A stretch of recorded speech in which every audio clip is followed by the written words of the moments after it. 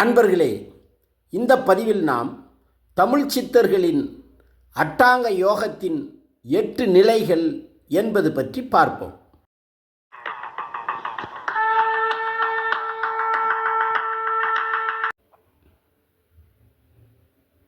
தமிழ் சித்தர்கள் நமக்கு வழங்கிய ஓகக்கலையில் அட்ட அங்க ஓகம் மிக முக்கியமானது.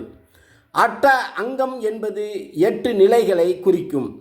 அந்த 8 நிலைகளை தவிர்த்தல், கடைபிடித்தல், அமர்தல், முறைப்படுத்துதல், கட்டுப்படுத்துதல், ஒருமுகப்படுத்துதல், நிலைநிறுத்துதல், நினைவை செலுத்துதல், நினைவற்று இருத்தல் என வகைப்படுத்தலாம். அடுத்து நாம் இந்த 8 நிலைகளையும் குறித்து ஒவ்வொன்றாக விரிவாக பார்ப்போம்.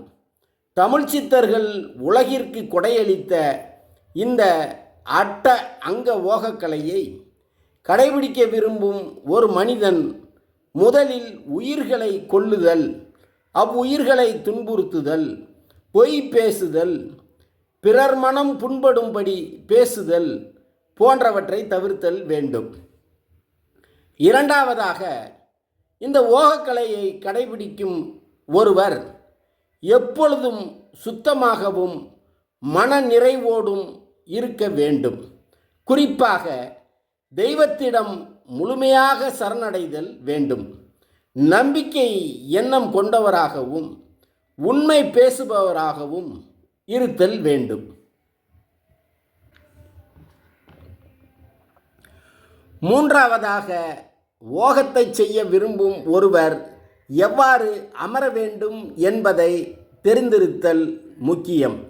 அதாவது தலை, கழுத்து ஆகியவை நேர்கோட்டில் இருக்கும் விதமாக நேராக அமர வேண்டும். முதுகு வளையக்கூடாது. தலை முன்பக்கம் அல்லது பின்பக்கம் சாய்ந்து இருத்தல் கூடாது. இந்த நடைமுறையானது இறையாற்றலை நமக்குள் தடையின்றி கடத்த ஏதுவாகும். ஓகக்கலையில் அமர்வு முறைகள் 8 வகையாக உள்ளன. அடுத்து நான்காவதாக, ஓகப்பயிற்சி செய்பவருக்கு மூச்சு பயிற்சி மிகவும் முக்கியம். ஓகப்பயிற்சி செய்யும் ஒருவர் முறையாக தனது உயிர் மூச்சை கட்டுப்படுத்த வேண்டும். இதனை சுவாச கட்டுப்பாடு என்றும் சொல்லலாம். ஓகத்தை கடைபிடிக்கும் ஒருவர் ஐந்தாவதாக மனதையும் புலன்களையும் கட்டுப்படுத்துதல் மிகவும் முக்கியம். அடுத்து ஆறாவதாக, ஓகம் செய்யும் ஒருவருக்கு அடிப்படை அம்சமாக விளங்குவது மனதை ஒருமுகப்படுத்துதல் ஆகும். அடுத்து ஏழாவதாக, ஓகம் செய்யும் ஒருவர் தனது மனதினை தெய்வத்தை நோக்கியே வைத்திருத்தல் வேண்டும். மனதை ஒரே சிந்தனையில் நிலைநிறுத்த வேண்டும். அடுத்து ஓகம் செய்யும் ஒருவர் எட்டாவதாக, இறுதியாக நினைவு நிலைக்கு அப்பாற்பட்ட ஒரு நிலையில் இருத்தல் வேண்டும். இதனை பேரின்பம் துய்த்தல் என்றும் சொல்லலாம்.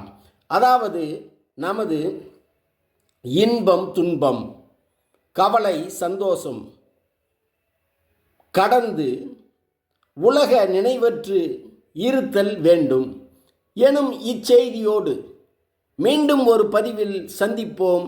நன்றி.